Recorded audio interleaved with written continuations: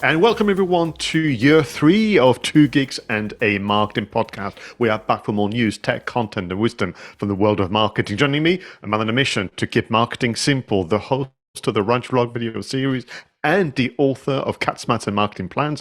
I give you Mr. Roger Edwards. Oh, thank you so much. And of course, I'm joined by a man who's also on a mission to demystify digital marketing. He's the host of the Content Marketing Studio video podcast. Please welcome all the way from France, Monsieur Pascal Fintoni.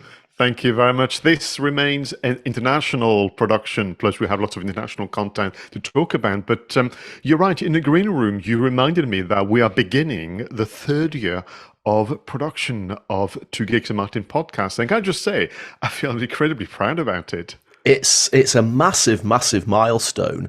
And we've said this before, Pascal. One of the things about the pandemic, in my mind, has been it's had a weird effect on time. I suddenly find myself thinking, you know, time has flashed by, like 2 years has gone by in a blink.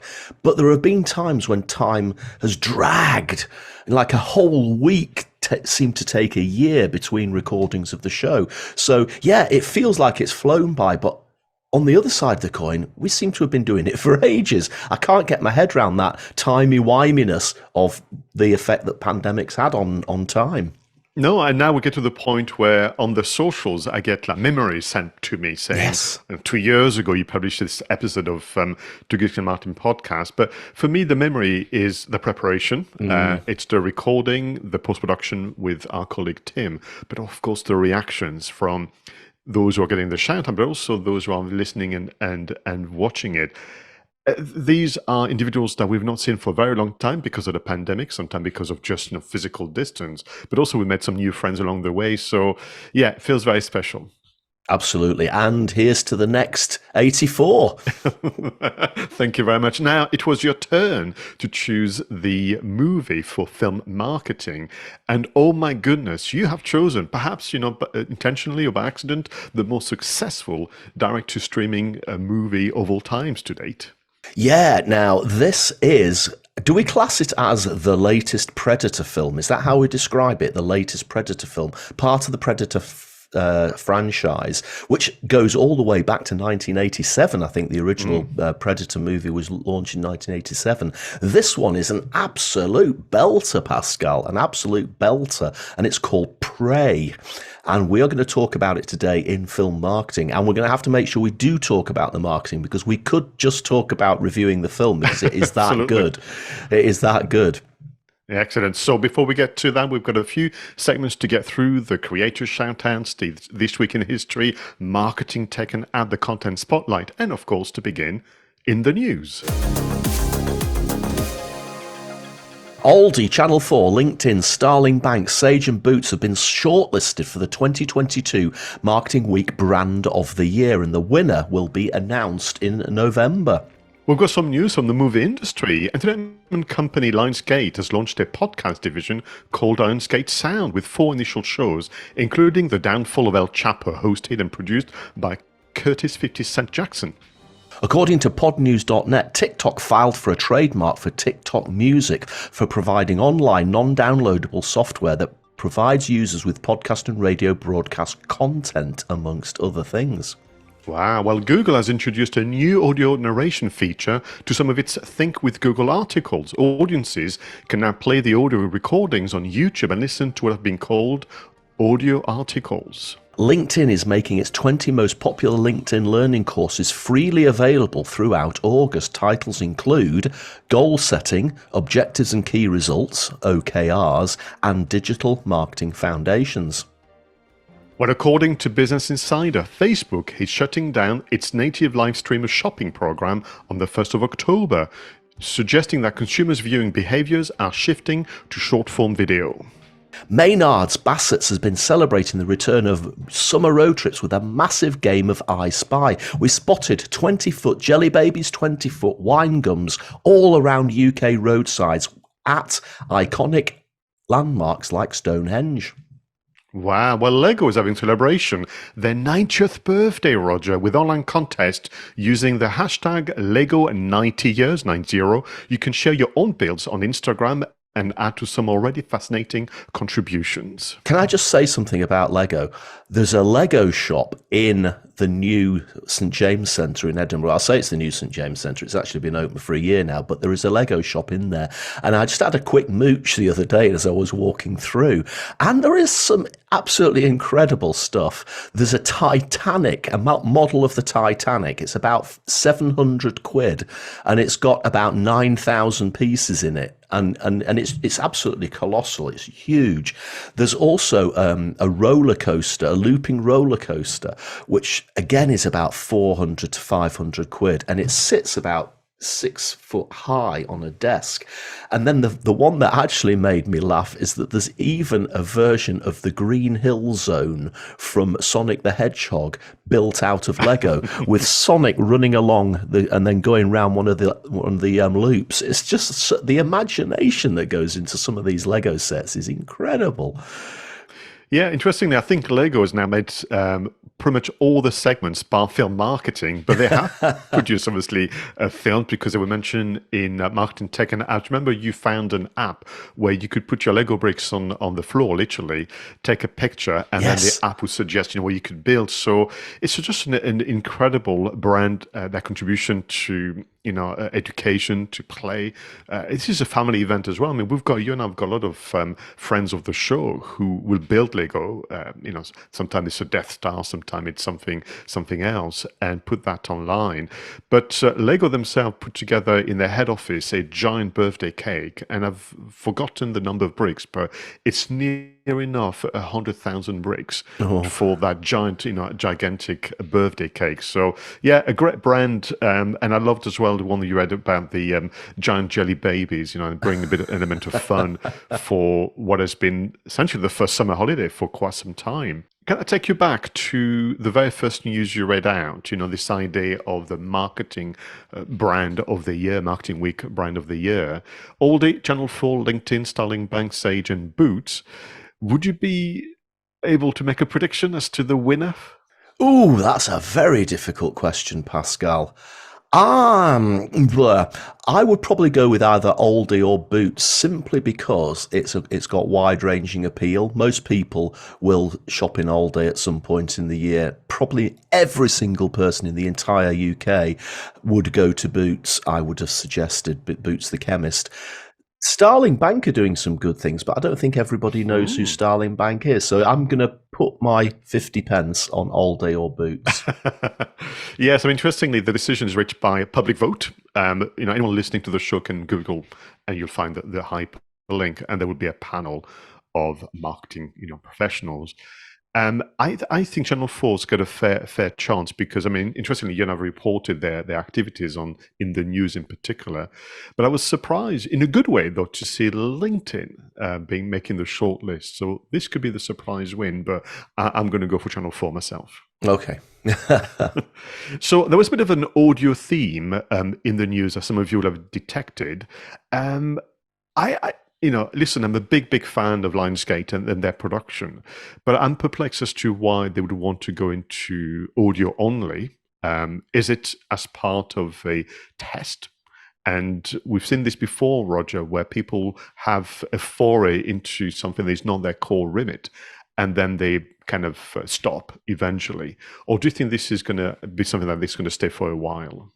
It sort of goes against established wisdom, doesn't it? Because how many conferences have you and I been to over the last 5 years where somebody has stood up on stage and said something like, by 2022, 90% or 85% or 99% or whatever really high percentage figure of content will be video. And I'm not actually sure whether any of those people got the prediction correct. They're correct in that there's a hell of a lot of video content out there to be consumed. But there is so much video around, maybe people like Lionsgate are now starting to think, well, do you know what? Maybe there's a possibility that people want alternatives and that we shouldn't put all our eggs into one basket.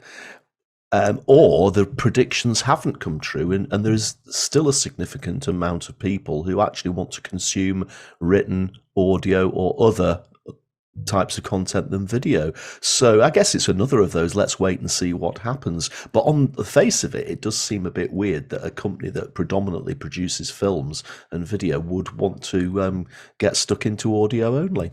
Yeah, it could be as simple as making good use of all the tech and everything that they've invested over the years. I mean, TikTok Music, something that you and I hinted out some months ago about TikTok looking at audio-only content on their platform. I kind of like, what Google's doing with regard to audio articles, because again, if you're traveling, if you're at the gym, or if you're busy cooking, you can listen to the article because they are very, very good. The one that made me frown a little was this news about Facebook shutting down the live streaming shopping element of their offering, because according to them, consumer viewing behavior is shifting to short-form video. Again, back to the data out there, that is not the case. I wonder if it's more a cultural thing as opposed to viewing habits. What do you make of it? Well, again, I mean, Meta just seem to be obsessed with this whole short form video thing at the moment, don't they? And yeah, they seem to be wanting to copy TikTok. They got themselves into a lot of trouble for overhauling the look and feel of Instagram. Apparently it never happened to me in my app. I think they pulled it before I got updated, but the Instagram interface effectively was changed to look very much like TikTok, and there was a huge backlash against that, and they've actually reversed it. So it does make you wonder whether these moves are actually dependent upon genuine data insights, or whether they're just following somebody else, which is, to me, what Meta seem to like to do, is to copy somebody else who seems to be doing something well. The challenge, of course, for me, I'm thinking that for all they're going to say, we've looked at the data, and let's say live shopping, to use a shorter label, is not working on Facebook for us, so we're going to shut it down. But there will be exceptions to that. That there will be organizations, individuals, entrepreneurs who are doing very well because probably the content is damn good.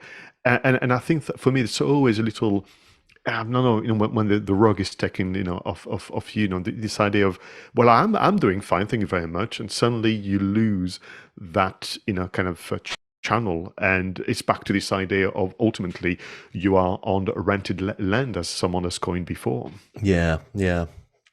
We shall see. I don't buy, by the way, I agree with you that only short form video or short form articles work, because actually there's countless examples to the contrary. And indeed, the move that you've chosen it qualifies as long form content, and it's done very, very well. Listen, always a pleasure to go through the news items and reflect on what it means for all of us. But let's slow things down and let's move on to the content spotlights.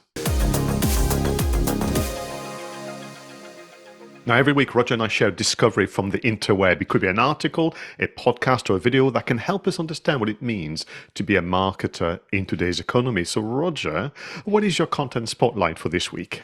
Okay, Pascal, this is a little bit different this week. I haven't got a specific piece of content I want to talk about.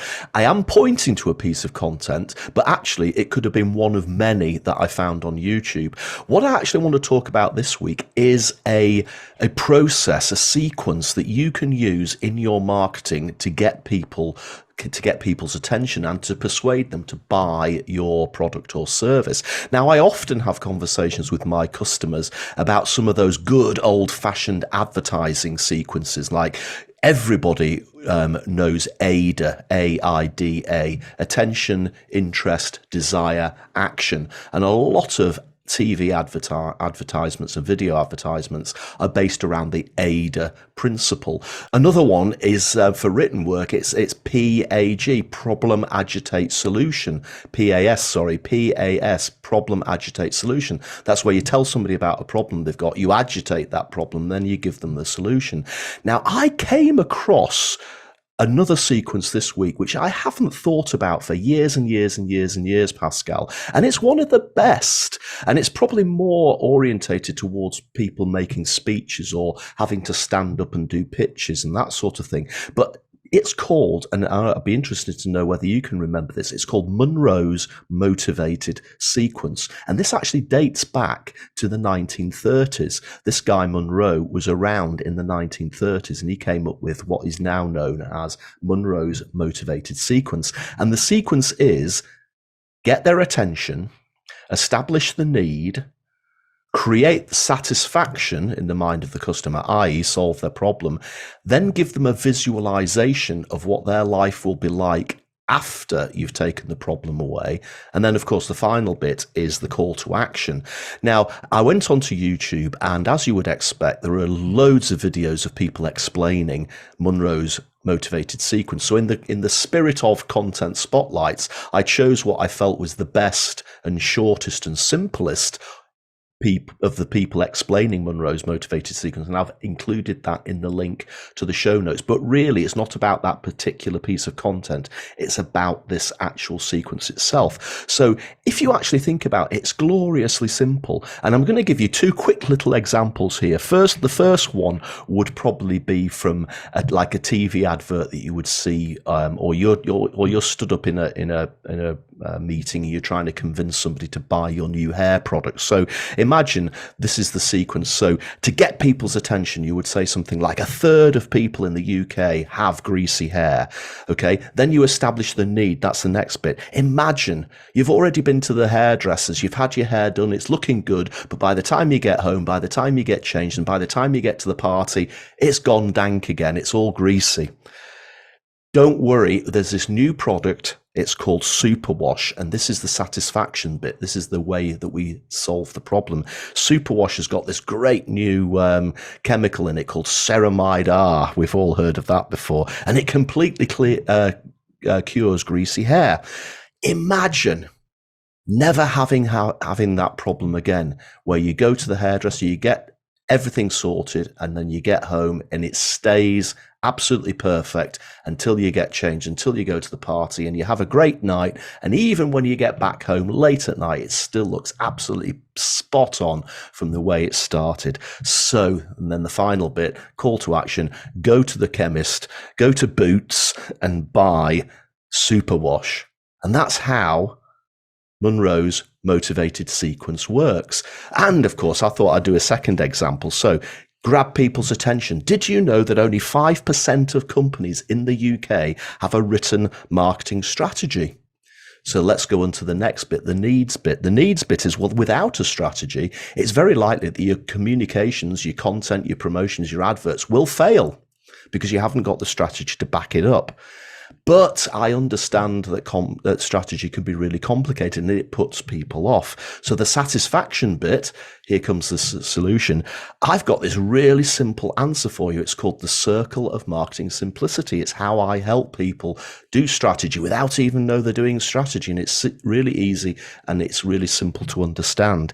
Imagine you put all that money into your comms and it actually works.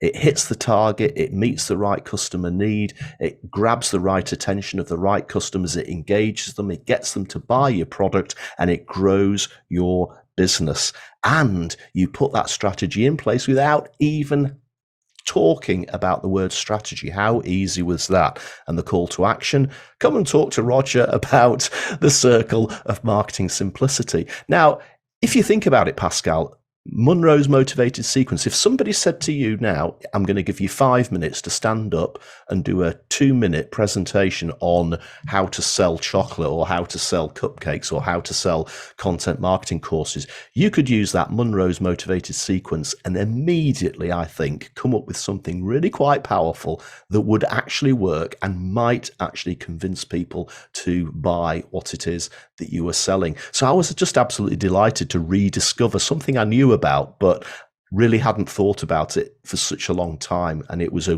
great rediscovery on my part, that one. And once again, you've done that so many times in the content spotlight. This is a wonderful activity to do as part of a training course or as part of a team discussion, because you could split this into, you can imagine the whiteboards or the post-its or even the online kind of whiteboards, and attention, need, satisfaction, visualization, and CTA. But also for many organizations out there where they're sometimes thinking, how do we do this? They know the CTA, they know the call to action, but there's so much that needs to kind of come just before. You've also many months ago brought the Steve Jobs technique of presenting. Yeah. And there's some parallel there, isn't there, between the way it would present a situation and then present the kind of solution, but also it would help people visualize. And that's, to me, the one that we sometimes don't do enough of. And I do push my clients, I said to them, what does success look like with you, compared to others? And you've got to tell that story in a way that would invite the theater of the mind, for the viewer and listener to kind of be engaged.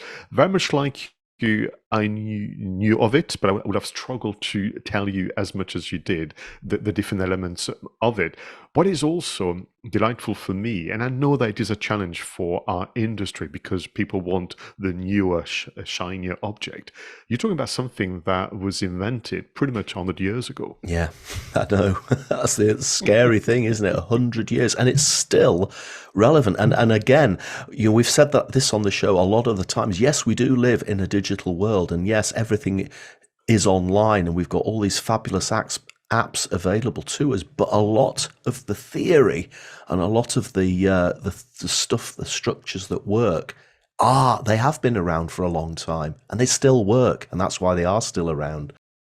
And I think for me, I would invite people to develop them further, to improve upon them, but not to kind of cast them aside, thinking, "Oh, that's old stuff." There's got to be something better. I'm going to use probably a very clumsy analogy, but it's like wine. The older wine costs more money than the more recent one. There's a reason for that. Anyway, I'm going to take you back into perhaps more recent and undertakings when it comes to marketing in the world of social media marketing. And my selection this week, Roger, is an article, but also a reflection by Andrew Hutchinson from Social Media Today. So this is, I think, the second or third, spotlight for Andrew, who's doing an amazing job as the head of content and social media for Social Media Today to keep all of us informed on most recent thinking and particularly the tech. This is an article with the following title: "A Look at the Most In-Demand Skills for Social Media Manager, according to Post Beyond." So the setting or the context is that this organization, Post Beyond, has analyzed over 1,000 social media managers' job adverts on Indeed.com. And they're kind of reflecting on, what is it that people are looking for? Potentially, what does it mean today to be a social media manager compared to 5 years ago, 10 years ago? And are there, for all of us, for you and I, maybe our friend 𝗧𝗵𝗲, are there some gaps as well in terms of what people are asking for? That's also the key, because sometimes I've seen job adverts written thinking, yeah, but you're not asking for the following, or there's a gap in terms of your own understanding what it means to be a marketer.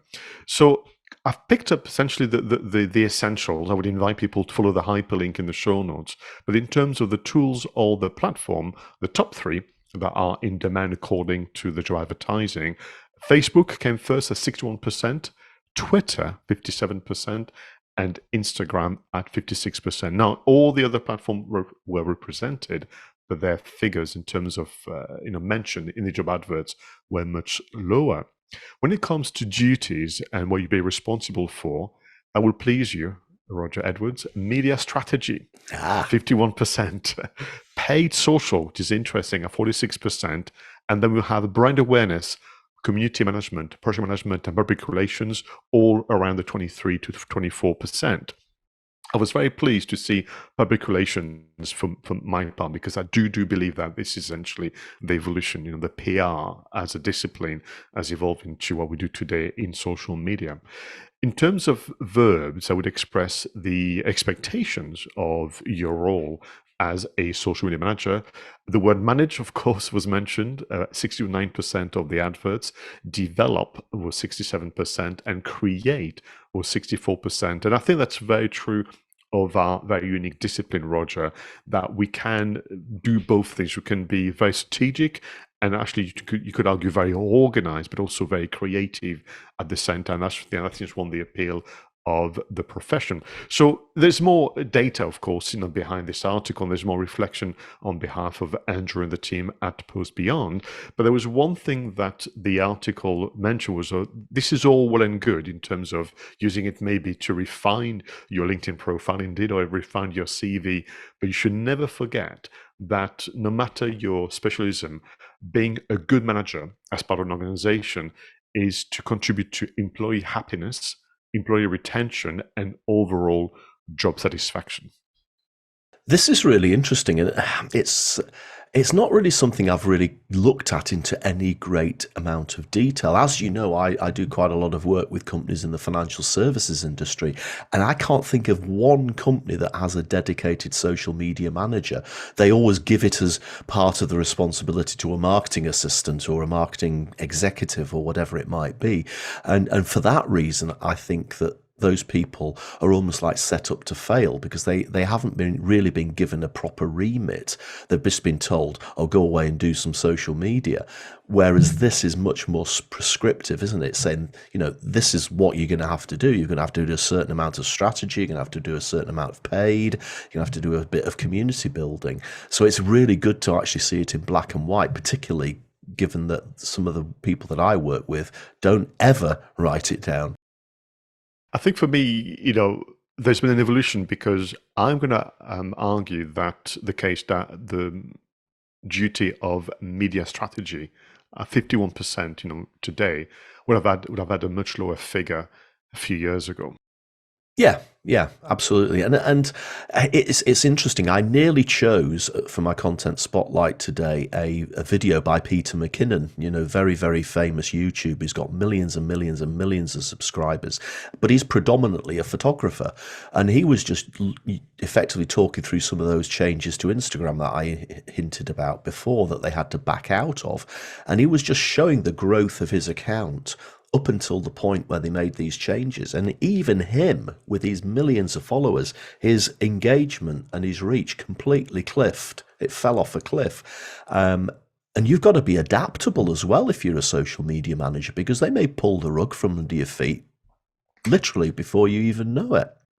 And therefore, for you as an employer, or let's say the marketing director, you've got to be aware of that. You're absolutely right to bring it up, Roger, because something that's working this week may not work next month or in 6 months' time. And you've got to really have that mindset of not blaming the individuals who are trying their very best with regard to social media. Find ways to be always informed. Listening to this podcast could be one of many ways to keep yourself informed. But knowing, we mentioned in the news, about Facebook's kind of doing away with their live shopping element.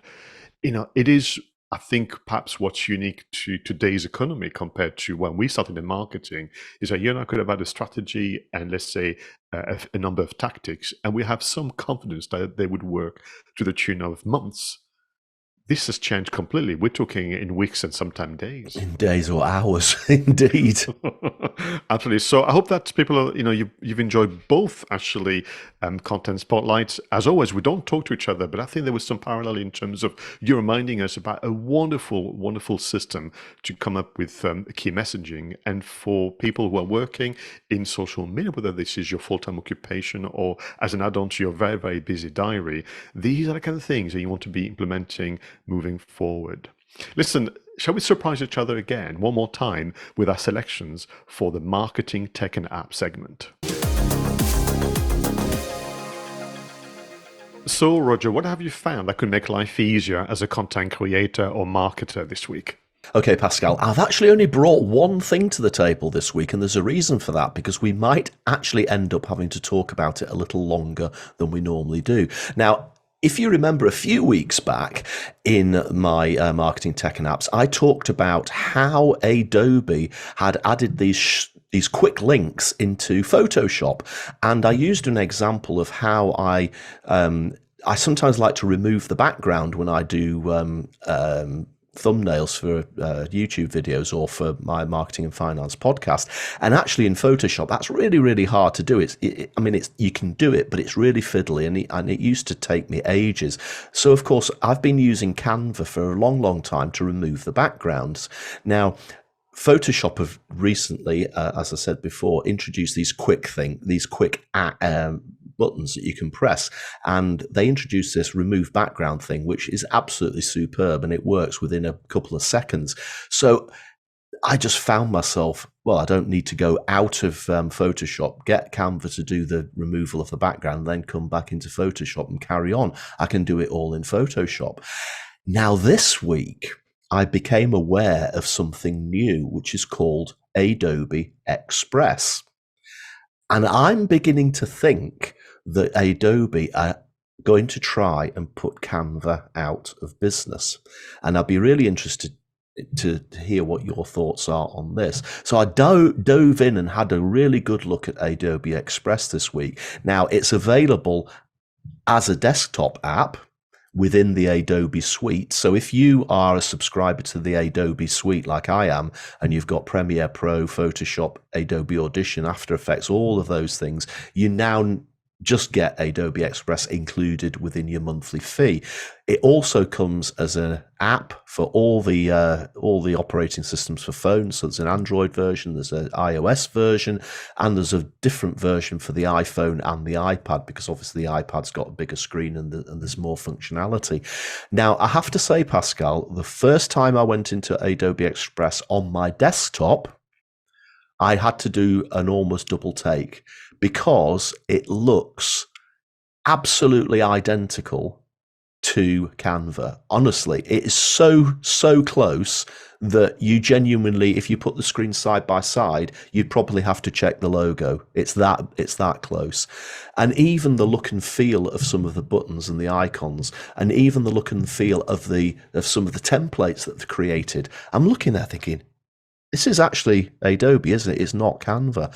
And all the functionality that you expect from Canva is here in Adobe Express, and it all works very, very similarly. And so your workflow wouldn't be interrupted if you wanted to change from Canva to Adobe Express, and maybe that's what they're trying to do. And all the shortcuts, all the different canvas sizes, all the different templates, they're all in there, and they all look very similar.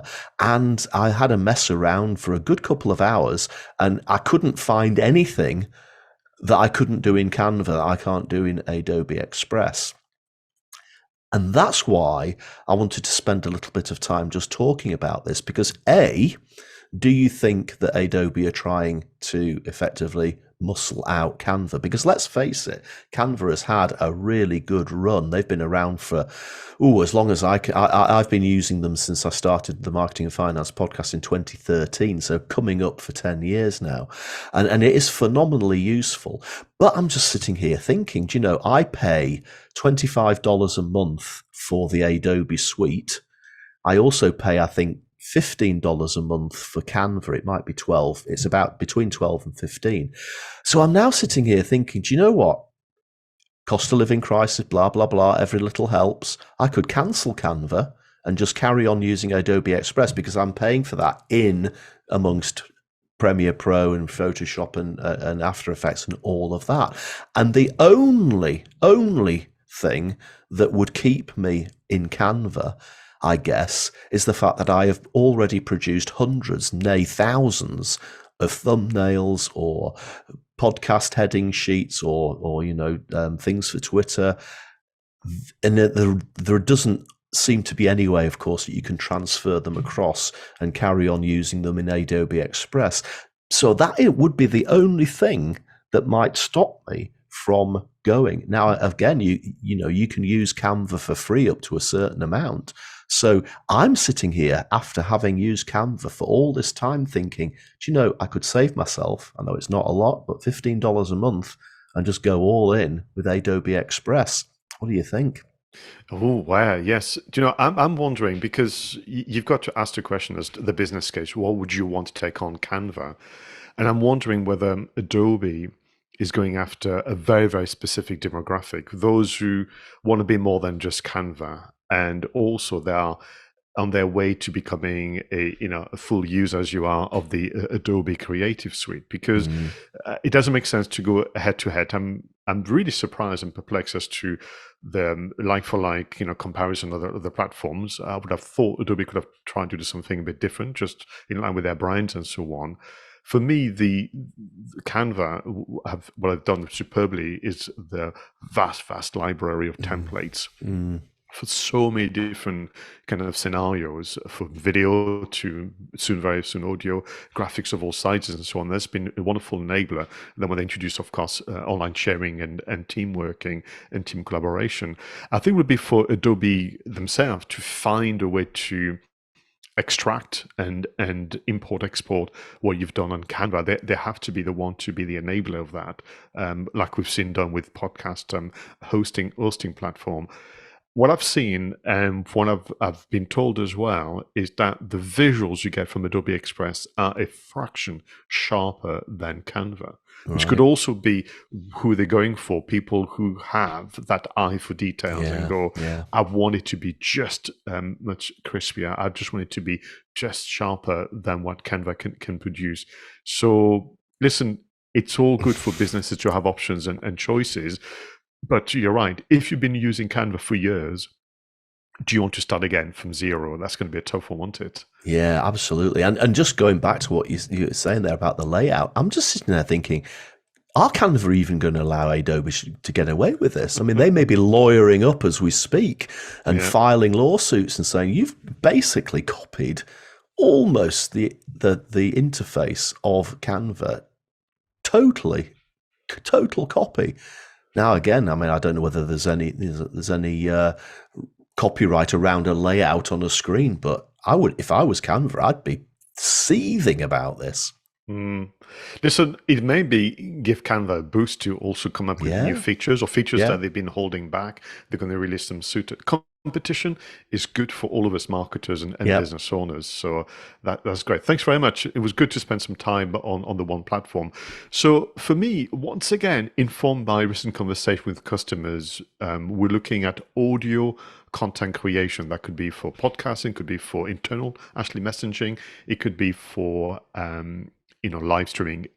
I've been looking and discussing ways to remove obstacles. And the number one obstacle that people have when they attend a course that I've been hosting or whichever, is this idea of getting a guest on the show. You know what it's like and what it's like and so on. It's all to do with diary management. It's all to do with, different time zones and so on. So I've got a couple of options for you to consider, which is this idea of receiving or inviting audio contribution, but not necessarily for you to be present. So the first option comes from Rumble Studio. It's a new application that is currently being promoted by 𝗓𝗵𝗲. And the idea being that once your guests have agreed to be a participant, a contributor to the discussion, to the reaction, to the news, whatever, you can send a link for them to click on and record an audio message that you can then put into your editing software and pull together a show. And indeed, this is what most radio programs do. They get contribution, they get recordings from different parts of the world, and then this is all stitched together into a single audio product. And I thought that's interesting. Is this also the evolution of content production? We could do this with video. Indeed, someone can record a video message and send it to you. This has been actually the practice from as early as I can remember for blogging. If you have contributors, you don't go live together on the document and write at the same time. It's done separately. You, the editor-in-chief, kind of pull together the final article. So Rumble Studio could be an interesting one. What is lovely as well is they allow you the option to create a landing page on your website or maybe your podcast website as well. Now, the other one is more the DIY style of option, but WhatsApp, a bit more than a year ago, have released their desktop version, but it's been refreshed. There's a bit more that you can do with it. So you can now literally do audio calls and video calls from your computer, but someone will reply on their mobile phone. So then what you could do, Roger, is be on your computer, open WhatsApp, but call somebody via WhatsApp on their mobile phone, and you can record the conversation on your computer and once again pull together the podcast, whichever product you have in mind. So for me, it's back to this idea of, we are all in a position to create better content faster, but we may need to rethink the process, the workflow, and the practices. And it may be that live recordings or live kind of audience participation is something that will be reduced over time, but you have the option, of course, for people to do it at a time and a place that suits them. Yeah, and I think the Rumble Studio as well, there are still people out there, and I have this even now, get nervous, don't they? You have them on the podcast and you have to spend 15, 20 minutes just chatting to them to relax them enough to hit record. And it's just because they're not used to going live on a show, even though, if you're just recording it, you and them, there's nobody actually listening apart from the two of you. But sometimes people just get really hung up about it. So this is a good opportunity for people like that, I guess, who just want to do it in the privacy in their own home. They don't feel there's anybody watching them or judging them, and they can just record it and send it off, and it becomes part of the podcast. No, absolutely. So thank you again, Roger, for bringing to our attention the Adobe Express. For anyone, if you've used Adobe Express, let us know. You can actually leave a voicemail message on speakpipe.com/Two Geeks and Martin podcast. And if you have used Rumble Studio or are using audio recordings, as I've mentioned, using WhatsApp and any others, let us know. We'd be definitely interested to know how it feels for you. But as you mentioned before, Roger, none of this would be possible without the vision and dedication of pioneers from the recent and distant past. It's just time to move on to This Week in History. In 1906, the Victor Talking Machine Company of Camden, New Jersey, began to manufacture the Victrola record player, the hand-cranked unit in its elegant wood cabinet, sold for $200. And in 1953, the movie Roman Holiday, starring Audrey Hepburn and Gregory Peck, premieres in New York City. It would later win the Oscars for Best Actress, Best Screenplay, and Best Costume Design. In 1968, France becomes the world's fifth thermonuclear power, with a detonation on Monroe Atoll in the South Pacific. Very bad. But in 1991, Linux is born when Linus Torvalds sends off an email announcing his project to create a new computer operating system. So a hand-cranked, elegant wood cabinet record player. Yes, and that's fascinating because, for me, the best present I ever had at the age of 10 was my own record player. I imagine it must have been the equivalent to someone getting their first Walkman or their first iPhone. I don't know. But, this was sheer freedom, wasn't it? You could go into your bedroom. And now, at the time, I was given basically the records that my parents didn't like anymore. So I was condemned to listening to Sacha Distel and a few other, dire French artists until I could either get more presents or do chores around the house to get pocket money and buy my own records. But decided that in 1906, there were already record player, but where this company, the Victor Talking Machine Company, understood was people said, listen, I've got this record player, but I don't know where to put it. Literally, people didn't know where to put it around the house. So eventually, it became an inconvenience. So they came up with the idea of creating a elegant wood cabinet that would actually fit into your living room or your kitchen or wherever people would have guests, and then you could entertain your guests by playing the music. But it came from this great-looking wood cabinet, and in fact, this inspired, I'm told, the evolution of radio players and TV sets as well. This idea of wood being encasing essentially a bit of tech. Fascinating, isn't it? That's incredible, isn't it? I mean, again, and you can just imagine it would have been made out of that sort of Art Deco brown burr sort of color. Love it. And I was thinking about the operating system, Linux or Linux. I've never known how to pronounce it exactly. My memory's a bit vague around about this topic, because I remember buying Windows 95 for my computer back in the day, and there was a lot of talk of Linux around that time, because the Windows operating systems just were buggy.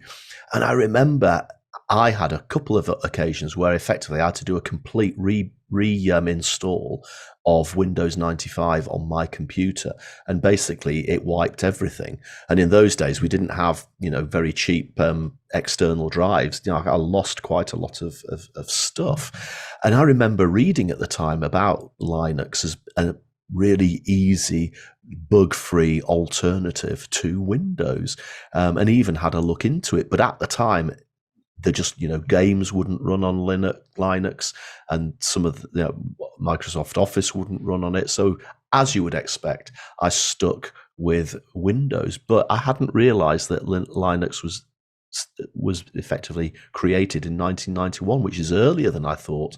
I thought that it was as a result of Windows 95 being a bit of a bug-filled suite. No, I'm with you. I'm surprised by the date as well. I mean, my memory was that it was used primarily by developers who wanted a much freer environment. I'm actually thinking, I should really investigate more and understand the environment of Linux. I know Windows. I've moved to Mac operating system about 10 years ago. And I mean, listen, from what I understand, Windows got pretty much 50% of the market share. And then it's 25 between Mac and Linux roughly. And I think just out of curiosity, I'd love to, if someone is listening and watching, if you're using Linux, just let us know what you can do with it now compared to maybe, as you mentioned, all those years ago. Listening to you brought back, these awful memories of having to do a complete reinstall. Now, for our younger viewers and listeners, that meant literally, if I'm not mistaken, reformatting the hard drive and using the CD-ROMs, which took a whole afternoon really to reinstall everything, praying they would have worked. Yeah, absolutely. I mean, these days, the fact that you can just download it within moments, Windows 10, Windows 11 are very stable. I've not really had any problems with Windows 10 in all the years I've been using it. But back in those days, you might even have to call out an expert to help you as well. Yeah, because of course you'll have saved all your documents and more into your little floppy disk, 1.44 megabytes of content. Oh, that's it. Hey, I tell you, once again, a wonderful, walk down memory lane. But let's get back into the present with our creators' shoutouts. Now, every week, Roger and I celebrate the work of content creators out there. So who is getting the shout-out this week, Roger? Well, it's not an individual, but I just couldn't resist. this. I came across, how YouTube just gives you suggested videos. Well, I came across this video, which absolutely grabbed my attention. And it was basically sneaky ways fast food restaurants get you to spend more money. I thought, that's, sometimes pricing is a topic that we just forget about in marketing, isn't it? But pricing is so important. And I watched this video and I thought, this is so good. They really analyze how people like McDonald's and Burger King effectively get you to spend more than you might even spend in a proper restaurant, because of the way that they price it, get you to buy the ready meals, and then you get you to go large, and then they get you to ask for extra fries or whatever it might be, an extra large Sprite, an extra large Coke, and it's all geared towards getting you to spend more money. But then I was delighted to find that this particular video wasn't a one-off. Business Insider, who basically put this video together, have got an entire playlist of videos along these lines, and there's at least 20 videos, so I'm not going to read them all out, but Sneaky Ways flower delivery services get your money, Sneaky Ways Apple stores get you to spend more money, Sneaky Ways all-inclusive resorts get you to spend more money, and the list goes on, and there's pretty much something that you will come across. I mean, the Starbucks is in there as well, Costco is in there as well, and each of these videos just looks at the pricing methods of these big businesses, and some of them are bordering on pretty dodgy to me, or at least they're using clever mind techniques to get you to part with your cash. So that's all I'm going to say, because Creator Shoutouts is just that. It's a playlist. I've included the link in the show notes. As I say, there's at least 30 videos there, and you will learn something about pricing, and you might even get some ideas, although some of them you might have to wrestle with your conscience before you use them. Oh no, what have you done to me, Roger? I've got so much to watch already on my YouTube favorites, But yeah, I like that. And Business Insider is a great media company that they do share great information.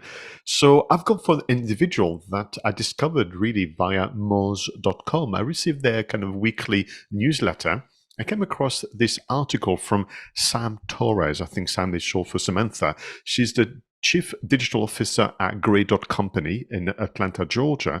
And she wrote this article, which is exactly in line with our recent conversation from a fortnight ago, transitioning to A4, is this the right analytics move for your team? And there's two reasons why I chose the article. A, it's exceptionally well written. It's an in-depth analysis. She's literally written an article that is over 2,700 words with visuals and so on. And so to begin with, if you're thinking about moving, as we discussed actually a fortnight ago, from the current Google Analytics to GA4, you've got to read this article because Sam has done an amazing job to argue the case against and for. But for me, it's also this idea of when you are, as is the case with Sam, newer to the moz.com community, you could be forgiven to think, who am I to even contribute anything of value? Moz.com has been going for years. I'm a new kind of member. And actually what she's proven is that you can make a incredibly valuable contribution, even if you're new to a group, to a topic, or even to a profession. I mean, in the case of Sam, she only joined, Moz.com 30 days ago. And she's starting with a bang. And that's something you and I have mentioned many times to our customers. Yes, of course, what you're about to say or what you want to cover as news or advice and more has been done before, but not by you and not in your way. And your way could actually be, as Sam has just done, a very much an in-depth analysis of a situation. Again, playing against, the kind of strange common wisdom that short is better. So here's my shout out for this week, Sam Torres, who wrote this amazing article for moz.com. Yeah, and another example of effectively debunking the myth that short form video is the way to go. Here is a real good example of long form content. Thank you very much. Now, Roger, listeners and viewers, we have reached the final segment of Two Geeks and a Marketing Podcast. Get ready. This is film marketing. Yes. Oh my goodness. This week we are talking about the marketing of a movie that has become the most successful online premiere of the most-watched digital movie on Hulu, Disney Plus, and Star. We are talking about the fifth installment of the beloved Predator franchise. The movie is Prey. Let's watch and listen to the trailer together.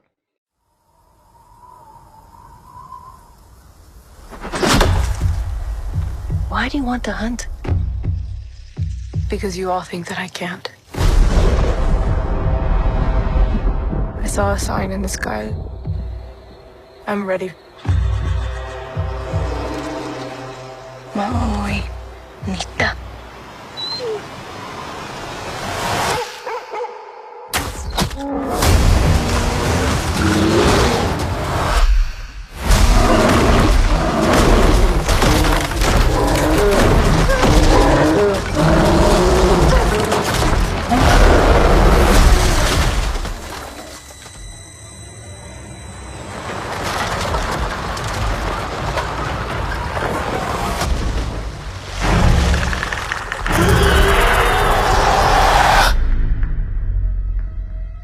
There's something out there.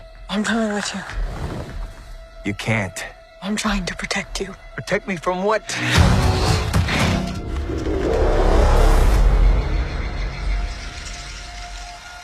It's time.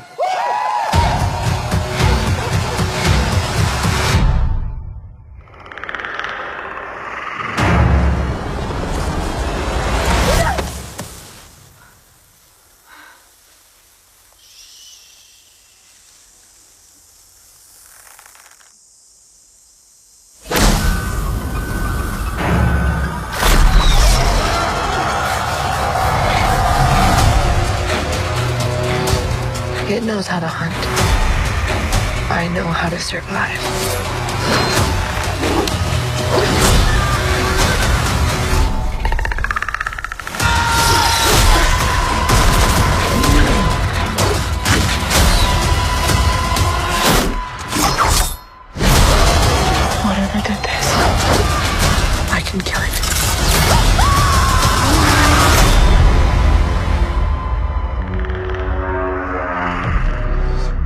My goodness, Wow. Pascal.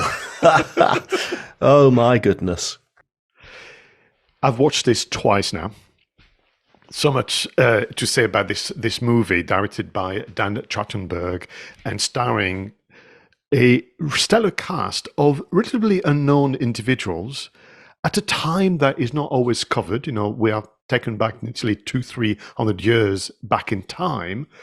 Is it a prequel? Is it a sequel? We can discuss that, but it has had the most remarkable impact online and offline.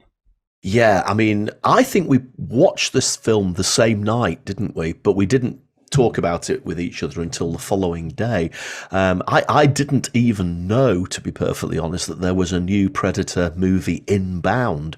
I certainly didn't know that they were taking the approach they have taken, effectively setting it well in the past and effectively focusing it on a group of Comanches in America. And you know, even the scenery of the film, the cinematography, the scenery is absolutely spectacular. I mean, it gets full marks from me just for that. But what I loved about this was effectively it was just absolutely back to basics. You know, if you go back to 1987, the original Predator movie was just great big monster hunting a group of blokes, and then eventually it was just the monster versus Arnold Schwarzenegger at the end. And effectively, that's what they've done. They've gone back to here. It's just warrior versus warrior, or hunter versus hunter, depending upon which way you want to look at it. And I think that all the other Predator movies in between these two have probably gone too far. They've set them in cities, or there's been loads of them, or it's been aliens versus Predator, and they've gone away from that original concept of warrior against hunter or warrior against warrior. And I think this recaptures the tension, the excitement, the violence, I guess, of that original, but completely transports it into a different environment. And yet, because it's set in the past, it's just that environment that becomes a sort of almost like the third star of the show. Do you know, I've read somewhere, and I think that's exactly right, people saying they, mentioning, of course, the writers, the directors, the producers, really, they've understood what we have enjoyed about the very first Predator, because Act 3, which is essentially Arnold Schwarzenegger against, you know, the Predator, the movie just goes into, you know, a completely different stratosphere, you know, and this kind of a mano a mano. It's you know, kind of bladed weapons. The guns are gone and that kind of things, and it's all about kind of man-made traps and the whole sequence, you know, when Arnold Schwarzenegger is getting ready by building weapons, by covering himself in mud and so on, with that wonderful, you know, kind of soundtrack by 𝗖𝗵𝗲, if memory serves. It's just wonderful. And then you have the fight, and of course you've got the reveal. For me, what was interesting is I heard about this movie some time ago, but we'll discuss about this, by the complexity of promoting maybe an online only kind of bit of content. When I saw the headline that it was an Hulu, should I say, Hulu original and an exclusive to Hulu, I just backed off thinking, oh, well, never mind. Maybe one day I'll get a chance to see that. And that to me was the complexity of the marketing campaign, because they were using 3 to 4 different distribution channels. But the key message that seems to come through, and I know that it's the vagaries of social media and the internet sometime, it was only those who have had the chance to have a Hulu account that would get to see it. And of course, we all got to see it on Disney Plus and Star in some territories. Yeah, and I suppose my initial thought when I saw it was that, well, if it's gone straight to the platform, maybe it isn't actually that good. Because let's face it, when films go straight to DVD or straight to Blu-ray, there's always that undercurrent. Well, they're actually not very good. You know, they've got it's a rubbish plot, or the direction's rubbish, or it's just a flop. So they just bury it on DVD. I guess maybe I was thinking that here, but absolutely not. This is, and could have been, and should have been probably, a big screen movie. I think it's going to happen, because, and that's it's fascinating, because I find myself reading and saying sentences that we've not said before. And the most successful online premiere, yes, the most watched, you know, digital movie, opening night, that kind of things. This is the territory of big screens. You're absolutely right. I see a future where either it's going to be done officially, or indie cinema is going to create like a Predators weekend, where they're going to be showing this one first, and they're going to be showing all the Predator movies in order. For me, the surprise came from how vicious and brutal the creature was compared to previous installments. Much to my delight, I hasten to add. But the combat, the hand-to-hand combat was just stunning. Yeah, it was. And the special effects, I think, were just perfect. It wasn't over the top. I mean, I'm pretty sure the original Predator in the original film had laser guns and everything, but this time it was almost pared back a little bit.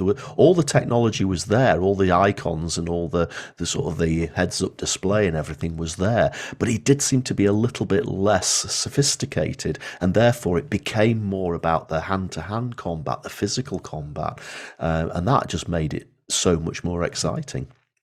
What was interesting with regard to the combat, having watched it twice now, I don't know whether that's the actual truth or just fan kind of getting excited, but they say, oh, this is the first time that the creature has been on Earth and discovering, obviously. And I was thinking, I wonder, because when I was watching the combat a second time, it had elements of Japanese swordsmanship. It had elements of using almost like a mace, almost from what you would expect from European continents. And the shield reminded me a bit of kind of African tribes as well. That could be just a coincidence, but I wonder whether what we're seeing is a creature that has learned from other nations and it's working, excuse me, it's working its way towards the American continent to discover who's the top dog, literally. Well, that's an interesting segue into what I wanted to say next, because, of course, one thing that really impressed me about this movie was how they created the authentic Comanche cultural references in this film. They obviously hired a lot of people to help them with the cultural references, and they've even made a version totally in Comanche language, haven't they? Obviously, there's the English version. It would be absolutely fascinating to watch the Comanche language version. And in fact, I think if there's one tiny flaw, and it's only a tiny flaw that this film has, is that the US English version actually has these Comanche characters talking in sort of Hollywood Valley language, so as I was like, oh my God, look at the size of that predator. A little, I think they, even though they were speaking English, I think they should have been speaking in English relevant to that time period rather than talking as Americans would talk today. It was only a small thing, but I think the point is, because they got the cultural references so right, I think you're absolutely spot on. They could make another Predator movie set in Japan, set around samurais, or they could have another one set, as you say, in Africa, wherever it might be, and effectively show how this Predator has been sucking in the cultures and, more importantly, the way these cultures fight as part of its adventure. No, absolutely right. And kind of just very quickly, because we must move on to talk about the marketing segment. But what was interesting, back to the Mario comment about they understood what we love so much about Predator, they kept everything that you could almost talk about the personal branding of the creature, the noise that it makes, that strange clicking sound that is impossible to reproduce as a human being, the roar, the hit kind of vision, the way in which it would also inspect, items and study, the cloaking, kind of device, everything was there. But again, it was almost a situation where we, the audience, knew a lot more than the main characters, and there was an element where we thought, how are they going to do? And they were also giving nods to, for example, not wishing to correct too many spoilers, but when she falls into the swamp, making a nod to the way in which Arthur Schwarzenegger's character discovers mud as a protection, the way they use, the 3 red dots and that sound, everything was there, but it was in a completely different universe, and there was a delight. And what is interesting for you and I, as a segue to marketing, we've observed literally the campaign starting reasonably recently, and the level of buzz and word of mouth marketing that you and I could observe live was so significant. I don't think I've seen a movie of that scale creating that amount of positive reaction. No, and this is really interesting because obviously it went straight onto Hulu. It didn't get a theatrical release. And compared to some of the marketing campaigns that we've reviewed here on the show over the last 2 years, it feels like a little bit of a low-key effort, doesn't it? They've created posters, they created trailers, teasers, there's been TV spots. But, you know, this guy directed Cloverfield Lane, which is another film that we've talked about on the show, and the marketing campaign for that was extremely sophisticated. If I remember, you know, you were actually searching for clues to try and find the location of this place, whereas this film is what I would probably say is just an absolute good old fashioned traditional trailer, poster, and word of mouth campaign. So the movie was released on the 5th of August, so it's literally, you know, weeks away from recording this session. And having first dismissed it as, I won't be able to see this because it's only for Hulu, you and I were treated to an amazing teaser trailer in the May of this year. And I saw it via Disney Plus, and suddenly I went, oh my God, no, I'll be able to see this movie. And of course, we discovered the title as well at the same time. Yeah, so the timeline is effectively the film was announced November 2020, 𝗵𝗲 𝗏𝗏's casting May 2021, and the title, we got the title November 2021. And as you say, it looked as if it was just going to be Hulu, and I was just as delighted as you were. They tweeted back in that time, and the tweet is actually a beautiful little picture.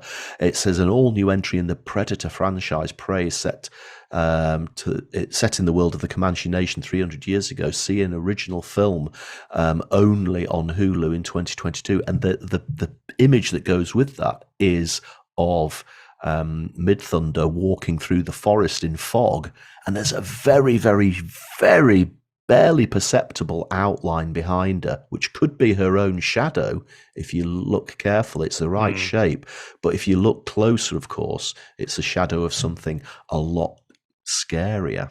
With 3 red dots, which is again the trademark. But again, you know, you're back to this idea of, for me, just think, oh well, never mind. You know, we may maybe be able to buy the Blu-ray at some stage, or someone will buy the rights. So what is interesting as well, you know, what a brave decision around the title, right? Yeah, absolutely. It would have been so tempting, I guess, to have called it, what would it have been?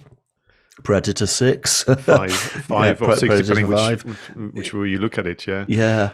So that is a trailer, just to go back to it, superbly cut, you know, the way in which you talk about, you know, the Monroe principle earlier. I mean, that was just like, but also it was all geared towards this idea of actually the noise and the soundscape, sound design was all by the Predator. Yeah. But that, you know, conflict, almost just juxtaposition with the term prey. It was just so exciting, and what a relief as well that, you know, I could watch it finally. Yeah. And then, but a month later, because, you know, this is a tight campaign from May to the 5th of August, you have the full trailer where we get to know more about the character. Yeah, and we've, you know, that trailer just sells the film. It's got everything you need to absolutely. I mean, you would watch that trailer and you would have probably subscribed to Hulu just to be able to see it. I actually thought that the posters were superb for this as well. I mean, the original poster has effectively 𝗵𝗲 𝗏𝗏 there, but she's got the sort of luminous green predator blood on her face. Yeah. Now, again, that is quite clever, because if you didn't know much about Comanche culture, you could think, well, actually, that's just face paint.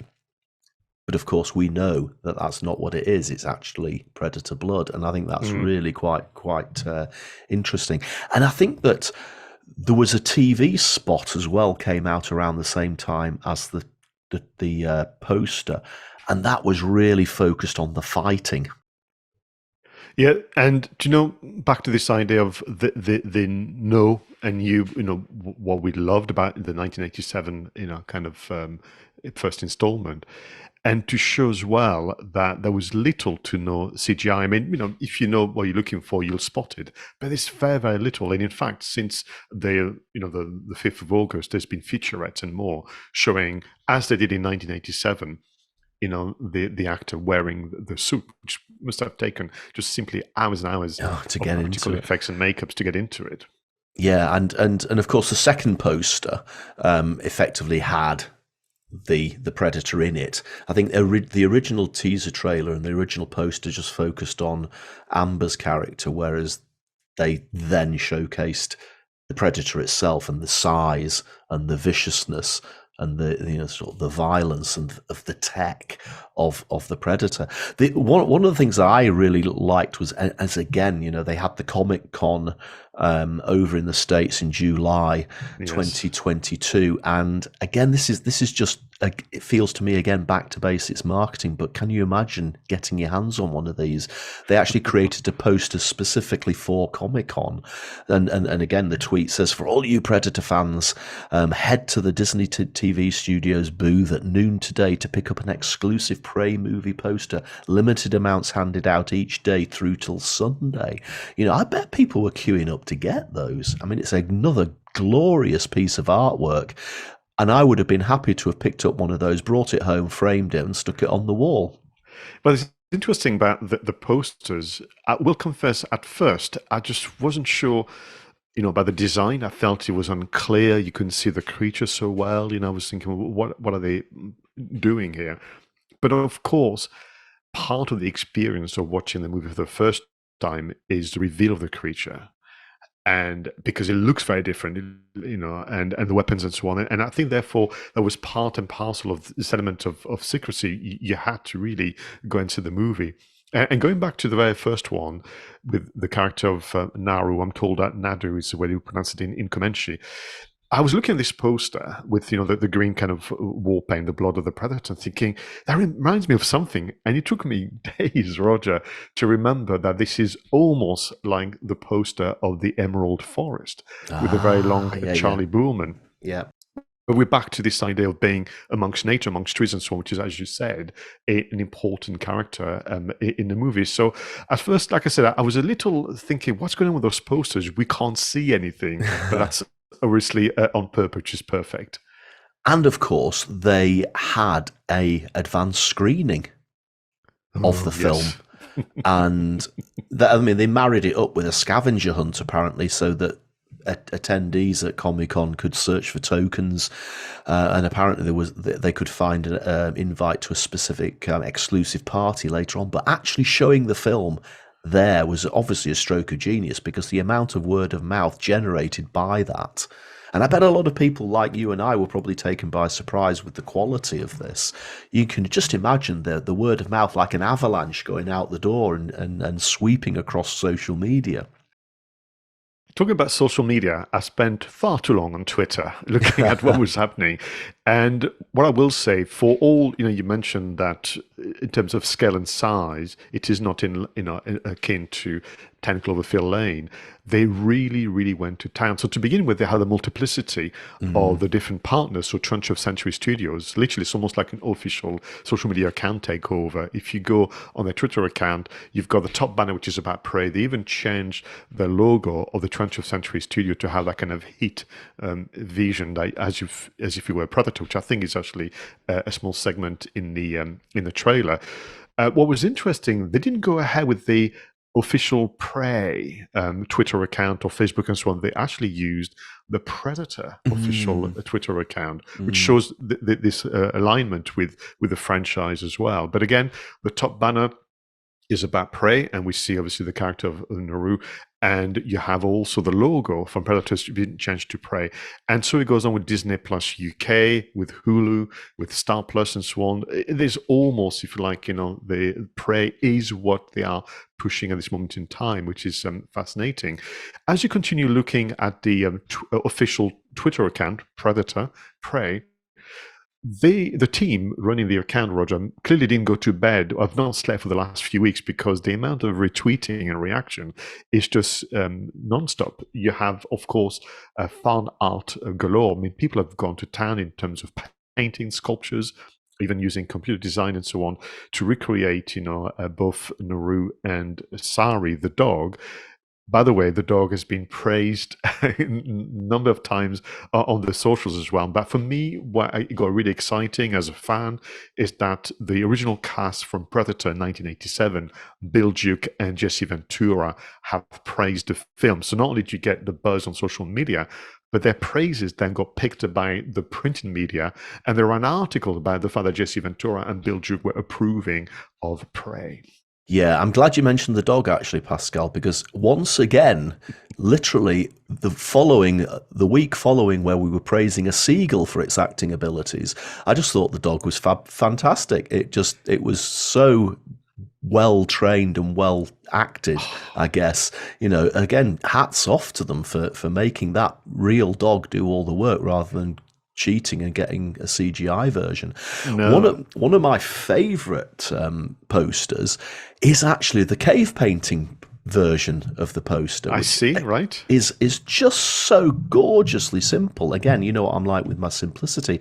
But you've effectively got two versions of the cave painting one. You've got the English version, which just says the word Prey, and you've got the sort of cave painting version of Amber diving off the top, and then you've got the cave painting version of the Predator, and they're effectively just like stick people, aren't they? The way that they've done it. And then the great thing is that they've got the Comanche version as well. I probably won't be able to pronounce 𝗬𝗓𝗄𝗏 is the Comanche version of Prey, but again, the poster they've replaced the word with the Comanche version, and I think that's just beautiful. That's absolutely beautiful. Indeed, and that's what we've seen into the closing credits, which has led actually for a lot of fans to speculate whether there'll be a sequel, because if you watch the closing credits all the way to the end with this kind of native artwork, it tells a bit more of the story after obviously Naru comes back to her village. I wanted to quickly mention, with regard to social media and the power of word-of-mouth marketing, I was very surprised, not surprised, but I was delighted to see, because we don't get to have that kind of examples, often in the film marketing, that every single member of the crew and the cast were able to talk about the film. It felt like whether you were part of the special effects for the creature, whether you actually were the music composer, whether you were someone just making tea, everybody was talking about the film. I even saw people talking about Prey on LinkedIn who were part of the special effects team and so on. So the coverage from the digital point of view was amazing, but that triggered the coverage in more mainstream media. This is actually a very important point that people should focus on, because a lot of companies, we were talking about financial services and compliance earlier on, a lot of companies won't let their staff talk about the company on social media. It's got to be the official account that talks about the company. But this is a great example. If you empower your staff to rave about what you do, obviously give them guidelines and tell them, the limits as to what they can say, etc. But if you get them involved, the word of mouth just increases exponentially. For me, what has been interesting is they've also used, expected tactics when it comes to social media. So they've repurposed all the praises that came from the media into animations and so on. But for me, in the context of an online premiere and the context of a digital streaming only, to get 92%, kind of thumbs up from Rotten Tomatoes. Yes. I don't think I've seen this score ever from that platform. No, that's right. And I wanted to just mention one thing, I guess, before we draw this to a conclusion, Pascal, is that I came across an article written by that had an interview with the director in it, where he was describing how the marketing campaign would have looked had they gone for a proper cinema launch. Now, he describes it not in a massive amount of detail. I still think the campaign might have been less sophisticated than, say, Cloverfield Lane, but from what they were saying, they would have spent a lot more time just teasing Naru and her Comanche background and the fact that she's going out into the wilderness to prove herself, and they would have teased her as the individual a lot more. And then there would have been another teaser which involved her having the fight with the bear, which is quite a scary part of the film. And they were going to keep the reveal of the Predator back for quite a long time. to build up that tension. Now, we'll never know the answer to this, but I did wonder whether that would have been successful. Would people have realized that this was going to be a really good, exciting Predator movie, or would they have just dismissed it as, well, this is some sort of Western or cultural film about Comanches? I'm not really that interested in that. It's a rite of passage for a Comanche girl, as opposed to a Predator movie. We'll never know the answer to that, but it's interesting that they effectively storyboarded the marketing campaign as it might have been. It would be fascinating to get a chance to speak to the director, Dan Trachtenberg, and even his colleague, the writer, Patrick Asen, because there's going to be all this conversation. There's going to be, the same way in the editing room, there'll be things that have been put to one side or in the bin, which may actually make it to the Blu-ray special edition. For me, I'm going to watch it a third time now in Comanche. And I can expect that many others around the world, we can't wait for somebody to take the initiative and do a double bill, Prey 2022 and Predator 1987. Just watch it all in one sitting, because they belong. I think from a environment point of view, from a texture point of view, from a experience, which is both visual and oral as well. They belong together a lot more, as you mentioned, Roger, than any of the other kind of chapters in a franchise. Agreed. Oh my goodness! Well, I have no idea how I'm going to kind of move from that to wrapping up this episode of Two Geeks and Martin podcast.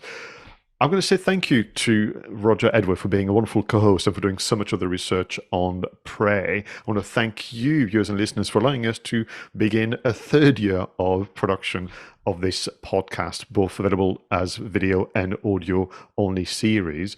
We're going to continue to look at ways to make sure that your marketing is done right. Until the next one, please keep us in mind for marketing, news, tech, and content that can make your life easier as a content creator and marketer. I was Pascal Fintoni, and he was Roger Edward.